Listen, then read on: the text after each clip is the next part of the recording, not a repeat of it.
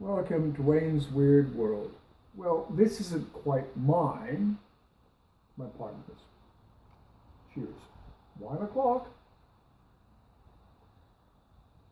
And because the temperature is very, very even around here, with the infrared sensor, we can check temperature and inevitably around the 18 degrees Celsius mark.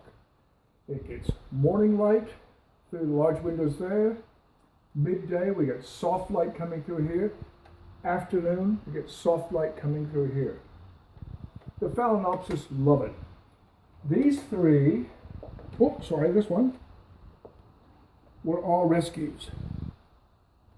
Excuse the wine. They were all rescues. Let's see, that one cost me 1/4 of the original price. It was underneath the bench over at the hardware store. This leaf is like, I don't know. It'll never regain its original thick, fleshy, plastic-like texture. But it's come a long way. It's put out new leaves. It's put out new growth, new roots. It's come a long way from what it was.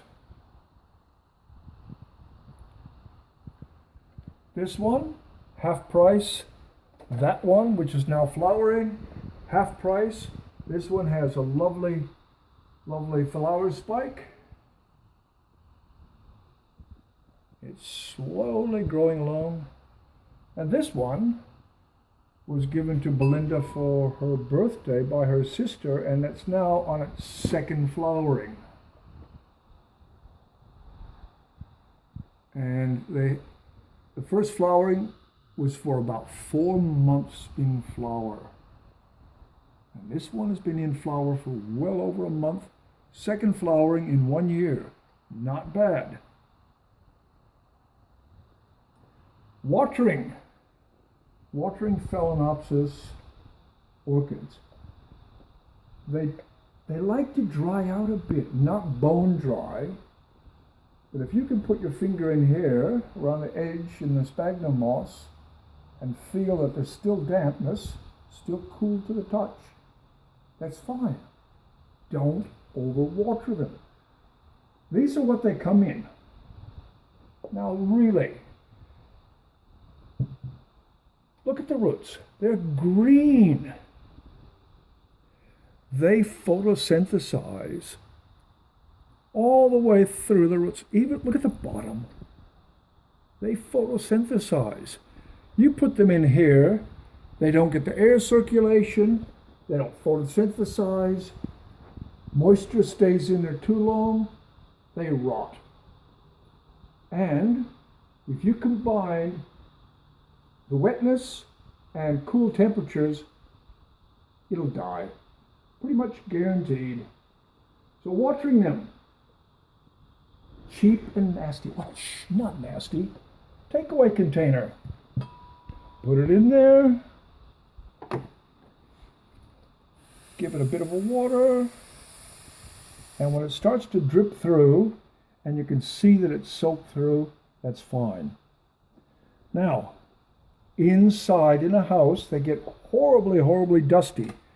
Whoops, it is dripping, so that means the water's going through. There's a quick solution. Now, something else that goes wrong with a Phalaenopsis, if you get water in the crown, they will rot. But washing them off and then letting it drain upside down, don't drop it. Make sure water doesn't stay in the crown. Aha, sun's back out. Clear that off. Woohoo! Sunshine. Oh my, no, I'm not going to sing.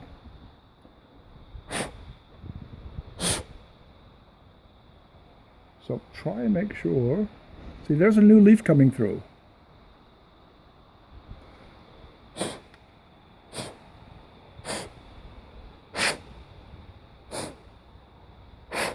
And since I'm always full of hot air,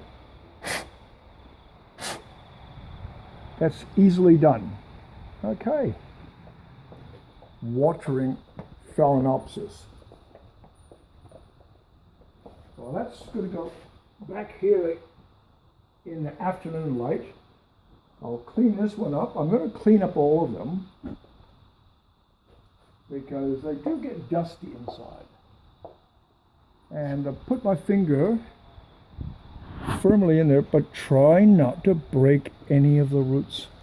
You're really not going to be happy if you do.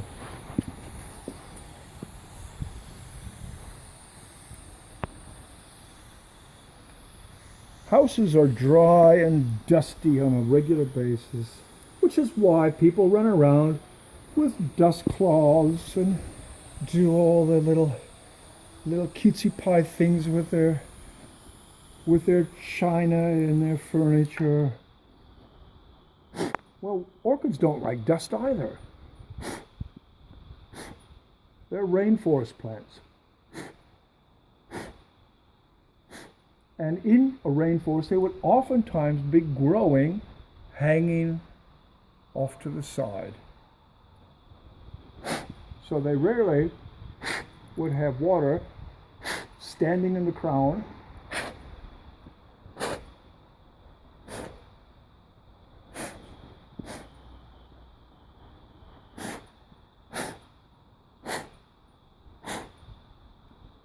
Maybe I should get my air compressor. Ooh, wouldn't that be a blast? Might be a bit much. Give it a little wiggle. And that's it. You can see how nicely formed they are. Wet but not sodden. And this is a good indicator. If you water them, and these were watered before lunch,